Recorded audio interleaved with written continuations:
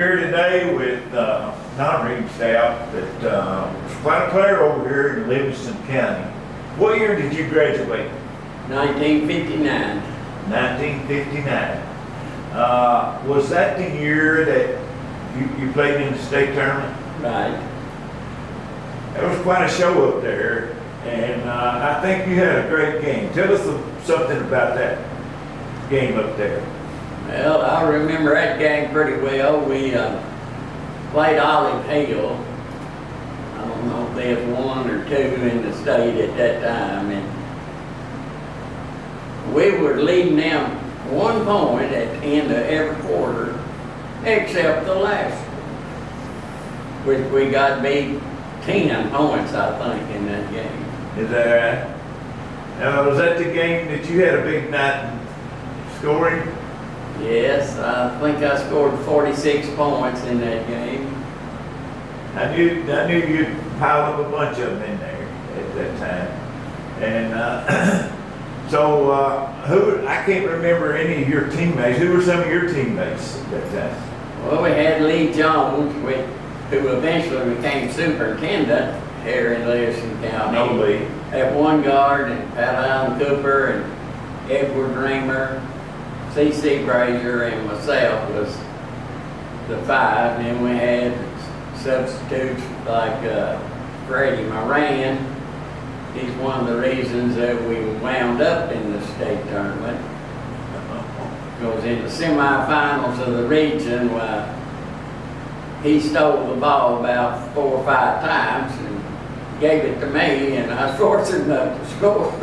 Yeah, well, you poured in a lot of points in those games. I've seen some of those that is run through the Paducah archives, Paducah Sun archives there. And there's a bunch of those on there. Now, when you graduated, you went on to Vanderbilt. Right. At that time, I don't think the freshmen could play on the varsity, could they? No, they couldn't. Okay. Well, this is something I remember, and you can probably tell me a little bit more about it. But I remember we went to Austin Peay, and we was playing Austin Peay's. I was UT Martin. We were playing Austin Peay's top team, and Vanderbilt was playing their freshman.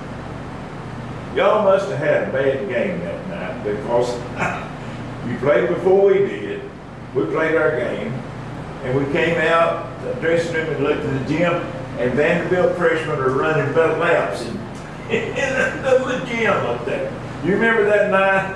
No, I don't actually remember it, but I can believe that it probably happened. Yeah, it did. And I remember I said something to you. You wasn't very happy about running those laps in there. But coaches do a lot of different things, try to get players to do their best. Tell us a little bit about the era of basketball here in Livingston County when you were playing. When I was playing, Yeah. well, when I graduated in 59, but back in 55, 56, 57 or something, we played in the old Smithland gym. We were known as the Smithland Tigers. And in the middle of 58, well, we consolidated into Livingston Central at the middle school, which is up at Varna at the present time. Yeah. I remember some games that we had in the gym over down the road. Yes. I think there's a dollar store there now. Well, it was a great honor. I know that you got to play here and then go on to Vanderbilt. Did you graduate from Vanderbilt? No, I did not. I graduated from Southeast Missouri State at Cape Girardeau. Oh, you did? Did you play ball over there? Yes. Well, I didn't know. Tell us a little bit about that. I didn't know about that. Well, we had really good teams. We played in the MIAA at that time, and we played against teams like Southern Illinois and a bunch of teams, and we did quite well. We had a coach named Charles Parsley. He was a really good coach, and we did well in How long were you down at Vanderbilt? 2 years. 2 years. 2 years. And then finished up over there, okay. Who was the coach in the high school here when you were playing? Frank Wright. Oh, Frank Wright. He's he's a memory in himself, I tell you. I guarantee you that. He had good teams. Yes. He had good teams. I've coached against him when he was down at Heath, and he was a real good coach. I know he coached around several places here and done well. What about times that you were playing that something kind of unusual or funny happened that you might want to share with these people? Not so much when I was playing, but when I was coaching here at Livingston, was playing in the St. Mary Thanksgiving tournament, which at that time was a huge tournament. I mean, it was a packed house every night. Well, things weren't going quite well with us, and at halftime, evidently I made the statement, we might as well sack up the damn balls and go home. Back then, you had to take your own basketballs if you was going to warm up. So we got back out to warm up at halftime, no balls. No balls to be found for us. So I went to my manager and I said, where are the basketballs? He said, Coach, I thought you said just sack up the damn balls, we're going home. Oh, that's a funny story. How many years did you coach here? 20. 20 years. 20 years. What's the farthest your teams went when you were here? We got to the finals of the second region 1 year, and semifinals probably maybe 4 or 5 times, I'm not sure. Always got put out mainly by Madisonville. I think it was Christian County that beat us in the finals.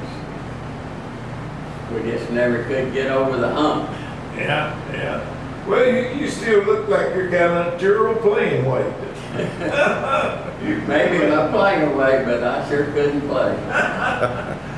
Well, you know, what we're trying to do here is preserve some of this history of basketball in Western Kentucky. And we need stories like this of some great players, and I think you were a great player over here in Livingston County. You got to come back and coach in Livingston County. That says a whole lot for you, Don. And we really appreciate you being on here today and sharing with us some of the things that you've accomplished during the years as a player, as a coach, and so forth. So we thank you very much.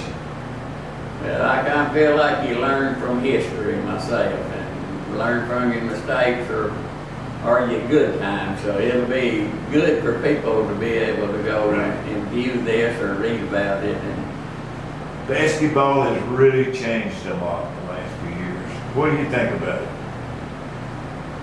well, I don't. You talking about college?